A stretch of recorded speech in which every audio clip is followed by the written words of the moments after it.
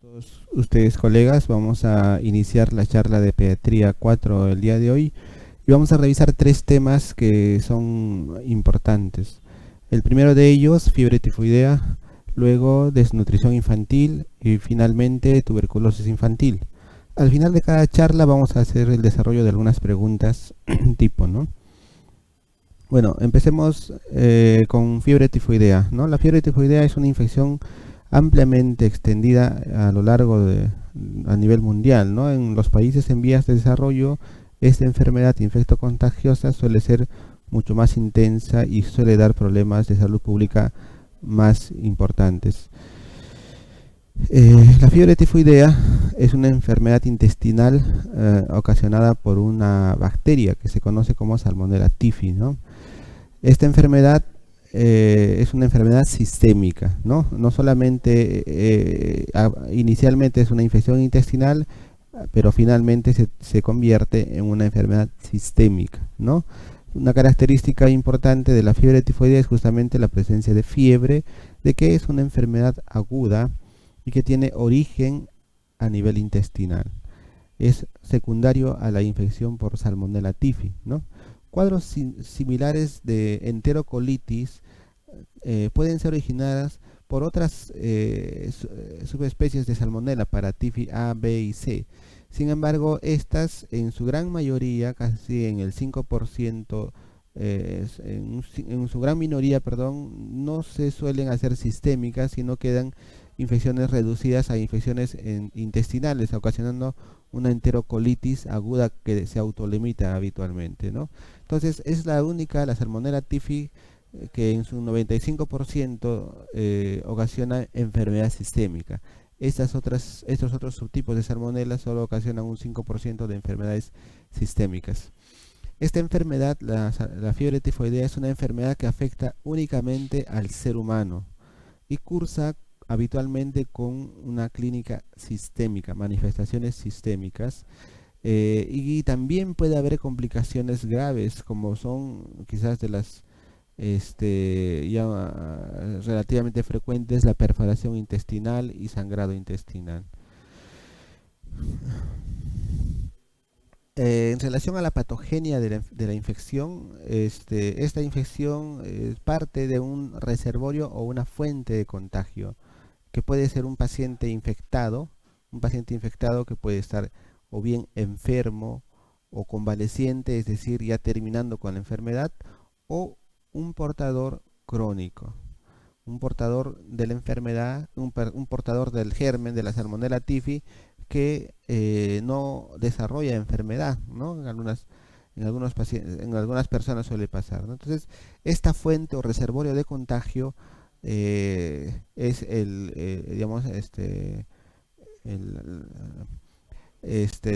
donde parte la infección, ¿no? La vía de transmisión es fecal oral, por aguas y o alimentos contaminados con heces u orina de humanos, ¿verdad? Entonces es una, como ven ustedes, es una infección que tiene que ver mucho con la calidad del saneamiento ambiental, ¿no? Porque la infección tiene que ver con generalmente déficit o que no haya déficit en medidas higiénico-sanitarias, ¿verdad? No hay una buena disposición de excretas, etcétera, ¿no? Y fíjense que la dosis infectante de la infección por fiebre tifoidea es muy grande, ¿no? De 10 a la 5 a 10 a la 9 gérmenes son aquellos los que pueden ocasionar infección. Es decir, es una dosis sumamente alta, porque dosis más pequeñas de gérmenes o concentración de gérmenes más pequeñas habitualmente no suelen causar infección sistémica, ¿no? No suelen causar infección o causar la fiebre tifoidea. Es decir, que para que haya infección o para que haya fiebre tifoidea tiene que haber una gran contaminación de las aguas o de los alimentos, ¿no? Realmente son, digamos, un descuido en las medidas higiénico-dietéticas muy serio, ¿no? Esta enfermedad, una vez que ingresa al organismo, antes de que inicien los síntomas iniciales, tiene un periodo de incubación variable de 4 a 14 días, ¿no? Eh, la patogenia de la enfermedad, continuamos con la patogenia, tiene que ver, ¿no? Inicialmente hemos dicho con una fuente, un reservorio, la contaminación de aguas o alimentos, y que la persona que se enferma ingiera una dosis muy grande de gérmenes de Salmonella typhi de 10 a la 5 a 10 a la 9.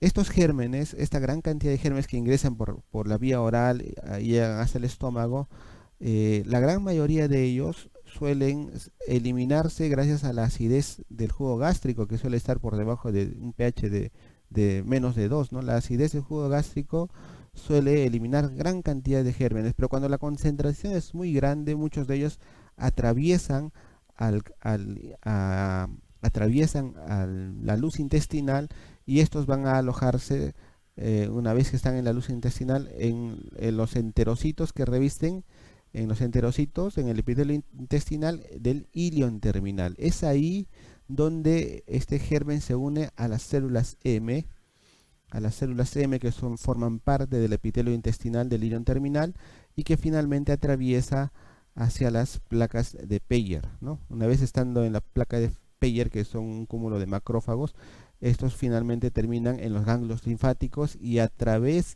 del sistema linfático o del sistema retículo endotelial, estos se hacen sistémicos, llegando hasta el hígado, llegando a la médula ósea, llegan a la vesícula biliar, al vaso. Entonces sí tienen una diseminación sistémica, ¿no? Provocando, finalmente, después de que atraviesan estos órganos, nuevamente son diseminados por el sistema retículo endotelial y generando una bacteriemia secundaria, ¿no? La infección primaria, y luego viene una bacteriemia secundaria. Es así como se desarrolla la patogenia de esta enfermedad.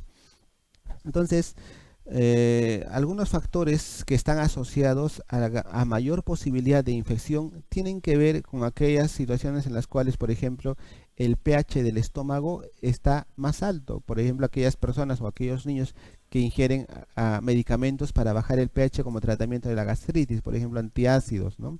Tiene que ver con algunos medicamentos que puedan acelerar el tránsito intestinal, porque si se acelera el tránsito intestinal o el vaciamiento gástrico, entonces la posibilidad de que estos gérmenes puedan atravesar con más rapidez el estómago es mayor, y por lo tanto mayor posibilidad de atravesar la barrera, que la barrera del pH o de la acidez gástrica es muy importante, porque una vez que la atraviesan y ahí llegan a la luz intestinal, ya sobreviene la infección, ¿no? Entonces en los niños, que están con tratamiento antiácido, ellos pueden desarrollar con más facilidad o más probabilidad infecciones por Salmonella typhi, ¿no?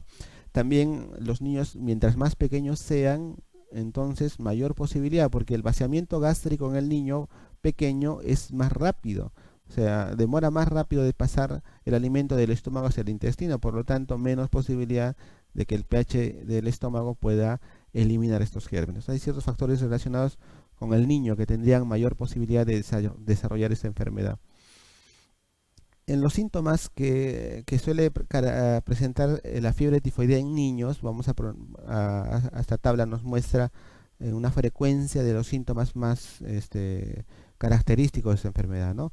En primer lugar, la fiebre alta, quizás es uno de los síntomas más importantes, ¿no? Que se presenta en un 95% de los casos de fiebre tifoidea. La lengua saburral, la anorexia, vómitos, hepatomegalia, diarrea, el niño luce tóxico, dolor abdominal, palidez, esplenomegalia, estreñimiento, etcétera, ¿no? En ese orden se presentan los signos y síntomas, ¿no? Como ven, la perforación intestinal es una complicación es infrecuente, pero dentro de las complicaciones es una de las complicaciones quizás más difíciles de manejar, porque la perforación intestinal suele darse en diferentes puntos del tracto gastrointestinal. Acá lo que estoy haciendo es clasificar los signos y síntomas según los periodos de tiempo. Esta enfermedad es una enfermedad que empieza con síntomas agudos, pero que suele cronificarse, ¿no? En un porcentaje pequeño se suele cronificar o autolimitar, ¿no? Por ejemplo, en la primera semana la fiebre es de evolución progresiva, es decir, empieza con fiebre de bajo grado y con los siguientes días, alrededor, antes de los 7 días, ya la fiebre es alta, ¿no? Escalofríos, dolor de cabeza, tos seca, puede haber síntomas respiratorios, como ven, ¿no? Disminución del apetito, sangrado también, dolor abdominal, y también es acá donde se presenta el rash característico o la rociola, más conocido como la rociola típica, ¿no? Rociola típica, perdón.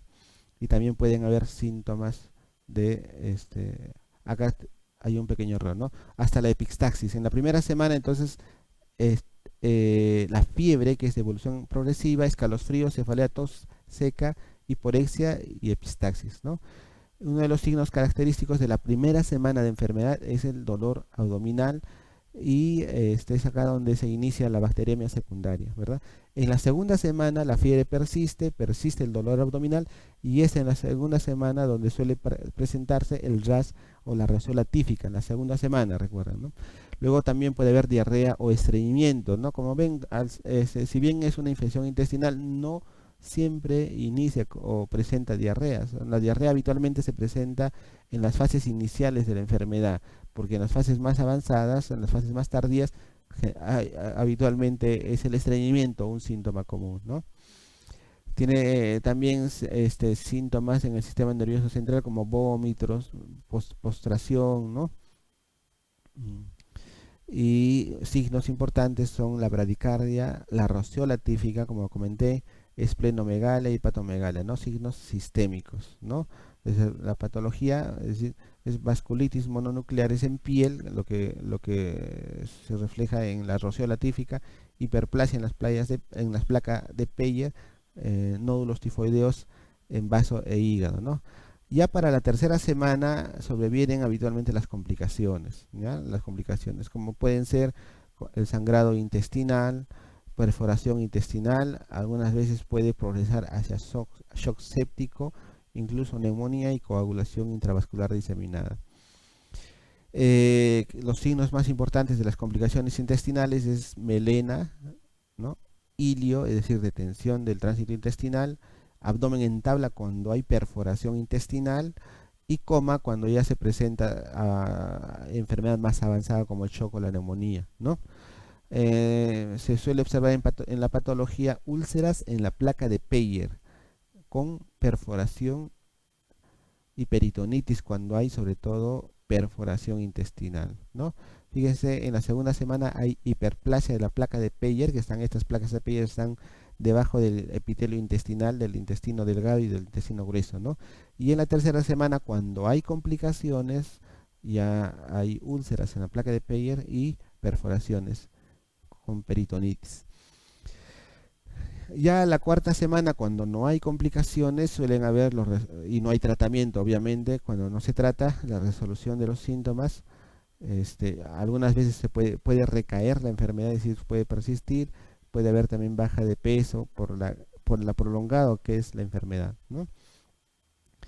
Reaparición de la enfermedad aguda se puede dar en la cuarta semana, ya cuando uno espera que que haya una resolución espontánea. Y finalmente la desnutrición o caquesia aguda, ¿no?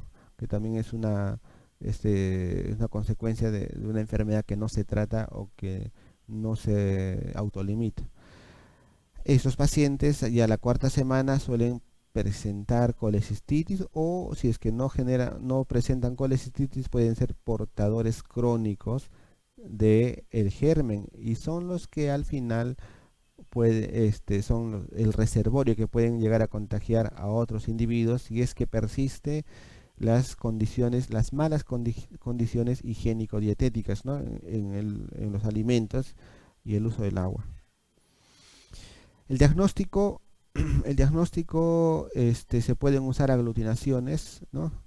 Las aglutinaciones, sin embargo, últimamente es un poquito cuestionado el uso de las aglutinaciones para el diagnóstico de fiebre tifoidea, porque la prevalencia en zonas, sobre todo en las zonas donde la prevalencia de la infección es alta, hay una proporción importante de la población que tiene aglutinaciones positivas sin que esté con la enfermedad o con fiebre tifoidea, ¿no? Por eso que pierde valor, sobre todo en aquellas poblaciones en las cuales la prevalencia de la enfermedad es alta, ¿no? Podemos hablar de las zonas donde hay extrema pobreza, donde no hay agua potable, donde no hay un buen manejo de las excretas, ¿no? Etcétera, ¿no?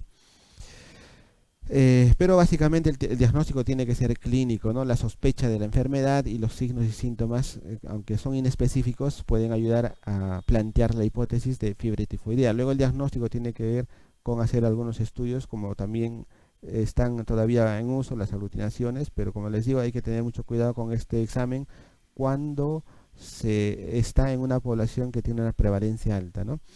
Y sí, hay otros estudios que son mucho más sensibles para el diagnóstico de esta enfermedad, como el mielocultivo o el cultivo de médula ósea, que tiene una sensibilidad del 80-95%. Sin embargo, es un examen que habitualmente no se suele realizar en los niños, salvo que se tenga que esté en un hospital donde se pueda contar habitualmente con un hematólogo, que es quien hace la punción de médula ósea para extraer una muestra de sangre y enviarlos al cultivo, ¿no? Entonces, no se suele realizar, por lo menos por la experiencia que tengo, de forma rutinaria este estudio, ¿no? Un estudio que se hace con mucha más frecuencia y que no, yo creo que tiene una sensibilidad más o menos importante, es el hemocultivo, ¿no? Que tiene una sensibilidad del 40 a 80% y su uso es mucho más rutinario en comparación con mielocultivo. La sensibilidad del hemocultivo disminuye. Claro, porque ya estamos a 50% en la tercera semana, porque ya la fase de bacteriemia, es decir, la fase donde el germen llega a la sangre, está en la segunda semana, primera y segunda semana. Ya en la tercera semana es el momento en donde sobrevienen las complicaciones, ¿no?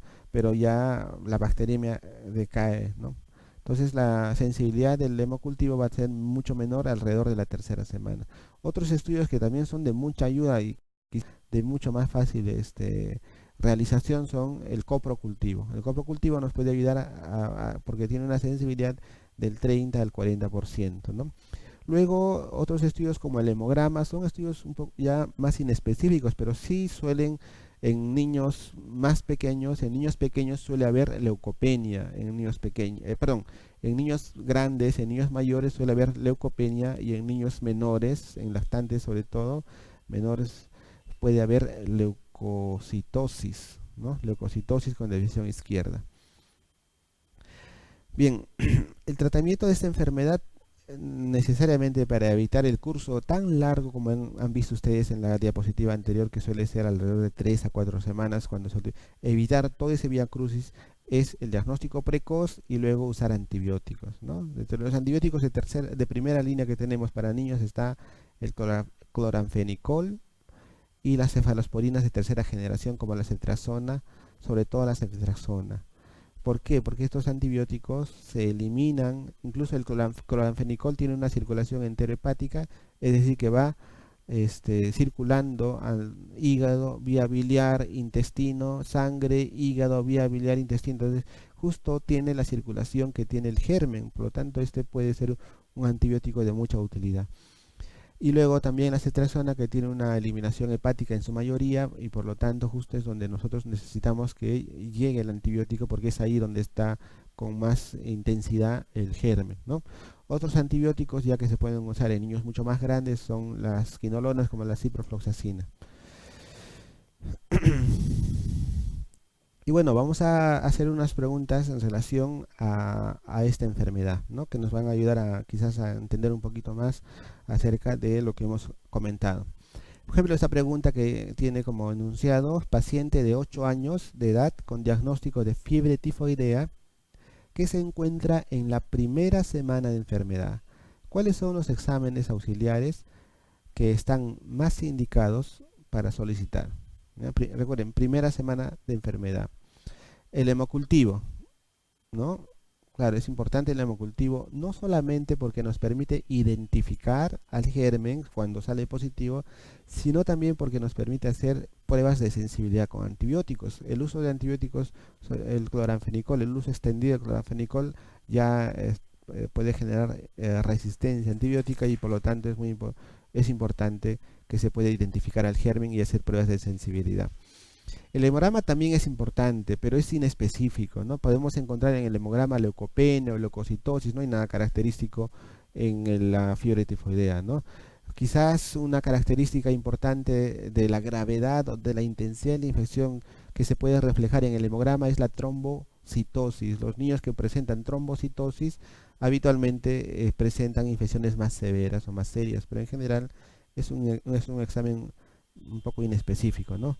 Las aglutinaciones, como decía, eh, tienen una sensibilidad ya menor debido a que la prevalencia de esta enfermedad en zonas pobres suele ser alta, entonces suelen dar con mucha frecuencia falsos positivos, falsos positivos. El coprocultivo yo creo que es un examen que se tiene que solicitar, como decía, por la fácil realización de la prueba junto con el hemocultivo, ¿no? Entonces, entre estas dos, yo me quedaría con hemocultivo y coprocultivo. Hemograma, quizás dependiendo de las otras alternativas, y aglutinaciones también dependiendo de las alternativas. Hemocultivo y coprocultivo quizás son los exámenes que más nos van a ayudar, porque estos ambos en la primera semana de la enfermedad, donde la fiebre es intensa, tienen una positividad mayor, y por lo tanto nos interesa identificar al germen, como les decía al inicio, y también nos interesa las pruebas de sensibilidad. El mielocultivo también es un examen importante, pero es más invasivo, es mucho más invasivo en comparación del hemocultivo, ¿ya? Quizás en condiciones ideales lo que se podría hacer, o lo que se tendría que hacer, es hacer un mielocultivo, hemocultivo y coprocultivo en condiciones ideales, ¿no? Como les decía, no siempre se tiene la oportunidad de tomar la muestra de médula ósea para buscar el germen. Entonces, puede ser que también sea el mielocultivo. Sin embargo, está, creo yo, por delante el hemocultivo por la facilidad con la cual se toma la muestra, ¿no? Y reacción en cadena de polimerasa y aglutinaciones, quizás esto ya es mucho menos importante porque no se dispone de estos exámenes con frecuencia. Entonces, normalmente la respuesta verdadera, la respuesta a esta pregunta será hemocultivo y coprocultivo, que son los exámenes que tengo que solicitar una vez que ya hice el diagnóstico de fiebre tifoidea, porque como les digo, es fundamental la identificación del germen y hacerle pruebas de sensibilidad antibiótica. La siguiente pregunta. Lo siguiente es cierto en la fiebre tifoidea excepto. Es decir, vamos a identificar lo falso en relación a la fiebre tifoidea. La fiebre puede tener inicio brusco o insidioso. ¿Ya? Claro, habitualmente la fiebre suele ser de bajo grado, ¿no? Insidioso, como les decía en la charla, y con el transcurrir del día, de los días, hacia el quinto al séptimo día, y sobre todo en la segunda semana, la fiebre se hace intensa, ¿no? Muy, muy intensa, pero puede ser insidioso. Habitualmente es insidioso, pero eso no significa que nunca se presente, ¿no? De inicio brusco, ¿no? Que también puede presentarse. Las complicaciones como la perforación, que es una complicación de la fiebre tifoidea, ya hemos comentado, y la hemorragia generalmente ocurre en la tercera semana de evolución. Esto sí es cierto, ¿no? Habíamos hecho una clasificación de la evolución natural de la enfermedad, donde en la tercera semana es donde se presentan las complicaciones, ¿no? Y las complicaciones eran aquellas, por ejemplo, de progresión de la enfermedad, que pueden llevar al niño hacia el shock séptico, hacia la coagulación intravascular diseminada, neumonía, perforaciones intestinales, hemorragia intestinal o peritonitis, ¿no? Son las que se presentan alrededor de la tercera semana, ¿no? Entonces, esta es verdadera y no sería la respuesta, porque la respuesta no, el enunciado nos pide cuál es la falsa. El hemograma presenta leucopenia con eosinofilia y desviación izquierda con linfocitosis. Ya, esto sí es un poquito más, quizás una alternativa menos específica. Como les decía, el hemograma no ayuda y no suele ser característica, ¿no? O sea, puede haber en un niño, sobre todo más pequeños, suele haber leucocitosis en niños pequeños, y en niños más grandes puede haber leucopenia, ¿no? Pero habitualmente hay desviación izquierda y no hay ni eosinofilia ni linfocitosis. La leucopenia entonces se podría presentar en niños más grandes, habitualmente con trombocitosis, ¿no? Y en niños más pequeños, leucocitosis, ¿no? Lo que sí, la eosinofilia y la linfocitosis no suelen ser característicos. En realidad, el hemograma, no hay un hemograma típico para Salmonella typhi, ¿no? Las manchas rosadas o rosola tífica desaparecen a las 72 horas en promedio. Esto sí es una alternativa verdadera, ¿ya? La rosola tífica o las manchas rosadas que habíamos comentado aparecen en la segunda semana de enfermedad, duran alrededor de 48 a 72 horas y desaparecen, ¿no? Entonces eso es una alternativa correcta y por lo tanto no es la respuesta. La salmonela es en sí la cloranfenicol, claro, habíamos comentado que es uno de los tratamientos, los antibióticos más importantes porque tiene circulación enterohepática, ¿no? Para el tratamiento de la salmonela. Entonces esta sería verdadera, la E, la D también es verdadera, la B verdadera, la A verdadera y la alternativa falsa sería la C, ¿ya? Muy bien, vamos a dar un pequeño descanso de 5 minutos y vamos a pasar luego a desarrollar el tema de desnutrición. Si es que hubiera alguna pregunta, no sé si podemos aprovechar ahora o más adelante, más adelante. Entonces, unos 5 minutos, gracias.